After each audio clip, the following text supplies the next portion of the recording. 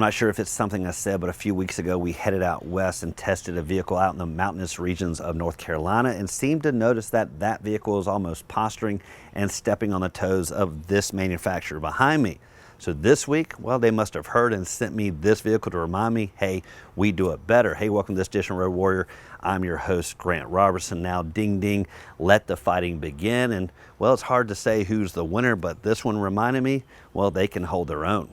Now, that test drive to the mountains was behind the wheel of a Toyota Highlander, and while that vehicle is not truly comparable apples to apples, mainly because of overall size, this compact still delivers a big punch to this competition. Now, specifically, this is the 2021 Subaru Crosstrek Sport Edition. The biggest punch comes from what's underneath that hood, but also, well, the overall scale reminds me that sometimes bigger isn't better. And when you get into the mountains and in the thick of things, this one actually might, well, edge out just a hair. Now, the Crosstrek and the Highlander really didn't start this fight, neither one of them poking their finger in the other one's chest saying, hey, I can do it so much better. And truly, because of the size difference between the two models, well, they're not really even comparable when it comes to, well, which segment they're in. This being a compact SUV, the Highlander being an upper mid-size level size. But since this one does so well in the mountainous region, and well, I just went there, well, it kind of reminded me, well, let's let them restake their claim. Now, by the numbers, what you're going to find on the Crosstrek is around about 176 inches overall, just under 105 inches when it comes to wheelbase. That compared to the Highlander, which is obviously 3 rows and above 190 inches long. As for overall ground clearance, what you're going to see here is around about 8.7 inches. Decent ground clearance that really is going to pay off when you get into those slippery situations, most notably the mud, the muck, and the snow. Lastly is width with the mirrors, just under 80 inches, and height about 63 inches tall. The Highlander certainly delivered my bigger is better mantra, but when the Crosstrek arrived, it reminded me that compact doesn't mean compromise. My 6-foot+ frame really found great comfort on the inside, and also just the drivability when you scale things down. Now, we didn't take this vehicle off-road, pretty much sticking to the beaten path, doing the old daily driving, but it's so sporty and so fun. The Highlander being a little bit more of a cruising vehicle. Now, what I also like is the outside demeanor, really giving that sport kind of look and ruggedness, and you'll see it in the overall design. First off, body color all the way around. This particular model having that real contrasty look, white body color, black accents, really noted in the lower third. Now, while the Highlander had that platinum edition, a little bit more regal approach, and what that meant was only some cladding around the wheel wells, but body color through the middle, this one really is meant for both worlds, off and on road, meaning there's going to be great protection. A lot of rubber cladding through here, down here, and that's going to minimize scrapes and dings.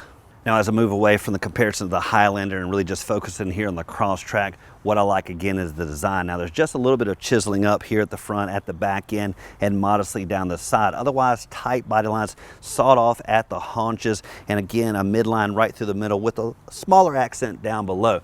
Now, sweeping into the back, you're going to see this rear pillar kind of sweep down, but the roofline extending out with this glossy approach, this rear spoiler of such.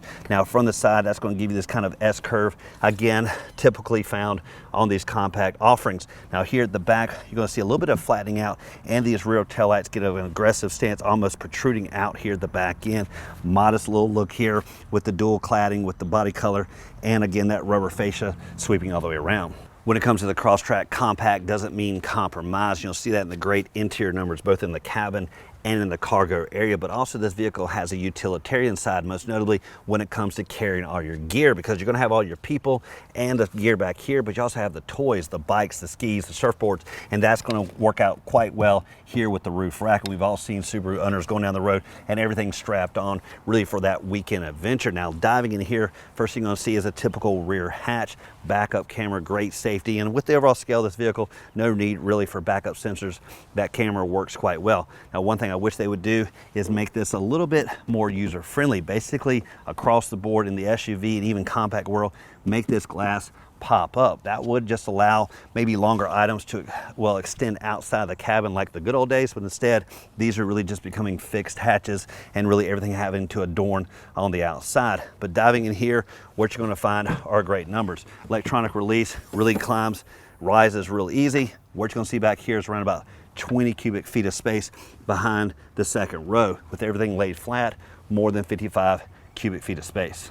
Now, one thing I like about a vehicle that can go off the beaten path is the protection here at the cargo area with this nice rubber matting. Truly fits in this area all the way to the walls, protecting the carpet underneath. Now, once you lift this up, you will find a traditional rear carpeted floor as well as a spare tire underneath, but that's not the only protection for the cargo area. Also, this rear tonneau cover, and when it's extended out, that really just delivers an extra level of security to help minimize what people can see is stored in your cargo area. In some cases, your gear may need to extend in the second row, and I like that this is like a 70-30, 80-20 split here in the second row. Even better with the compact design, something you typically have to do is remove these headrests when you lay the second row flat, but again, no compromises here on the Crosstrek. Just simply pull this little lever right here. It's going to fold flat, nice and seamless. Even more so is the pretty much flat flooring from back to front, allowing you to have a nice cargo area, and again, really allows you to do multiple things when it comes to people and cargo. Now, for the Crosstrek, got a nice smart key system, pretty much keep in your pocket and forget about it. Everything really interacts with the front door handles. Now, what I like is this is the next level of intuitiveness. No button really to press, just simply slide your hand in, unlocks with ease. Now, as you walk away, just simply tap right here, locks up just the same. Even more so security here at the fill-up area. When the door is unlocked, well, this isn't locked either. Instead, you have a nice release there on the dash that's going to unlock your fill-up area. Just makes security around this vehicle even right down to the fill-up. Now, one new trend across the industry really is this smoky, dark approach when it comes to the four corners. That I'd argue is the flip of a coin, what people are preferring. Hearing a lot of comments that people want that throwback Thursday bright chrome, with others wanting more of a matte finish. This being a nice sporty attire that really goes with this overall look of this vehicle. Now, for the tread, you're going to find 225 60s wrapping a 17-inch wheel. A big punch to the competition when it comes to the Crosstrek is what lies beneath the hood for 2021, a new, more spirited 2.5-liter four-cylinder boxer engine. That's going to deliver 182 horses and 176 foot-pounds of torque. That compared to the 2.0-liter four-cylinder boxer, that's going to deliver around about 152 horses and 145 foot-pounds of torque. Now, what I found is that meant a lot of boot, scoot, and boogie behind the wheel, and that's what reminded me again of how great compact vehicles are. Well, a little bit of neck-snapping fun, off-road worthiness, and, well, just overall spirit. The big compromise for any compact vehicle could be legroom numbers, but again, here, just not the case. Now, what you're going to find is 43 whopping inches of legroom up front, not too shabby in the back, around about 36 inches. And what I found with the amount of legroom up front, easily going to slide these seats forward for most occupants, giving even better legroom numbers to backseat drivers. Now, if you want flashy, you didn't see the four corners on the outside, well, you may find what you need on the inside, specifically this golden accent on the steering wheel, as well as the stitching around the interior.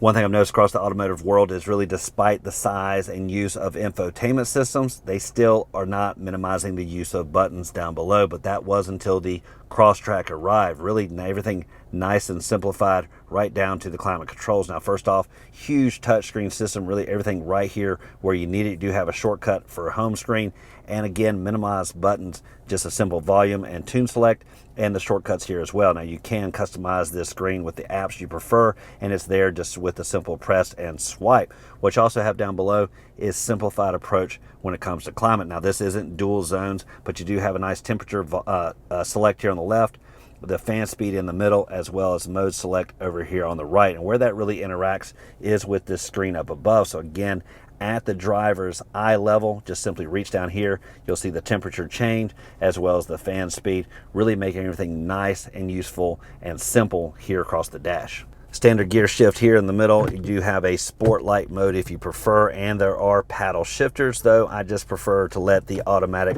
do what it does. Now, you also have heated seats for the front. Again, this vehicle does quite well in cold settings, and you'll find dual cup holders up front. No springy material to keep the drinks in place, so smaller ones will slide around just a little bit. You also have this lower area here for connectivity in the form of USB connections, auxiliary jack, and traditional power supply in a car. Now, it does for this edition reward and a test drive behind the wheel of the 2021 Subaru Crosstrek Sport Edition. Again, with that KO punch coming from under the hood with that nice amped up boxer engine. Even more so is the fact that I didn't compromise, well, pretty much anything when it comes to interior comfort and the sportiness fun behind the wheel. And pretty much when I go off the beaten path, or again, where Subaru belongs, in the mud and the muck, well, I just like the fact that, well, this vehicle truly delivered.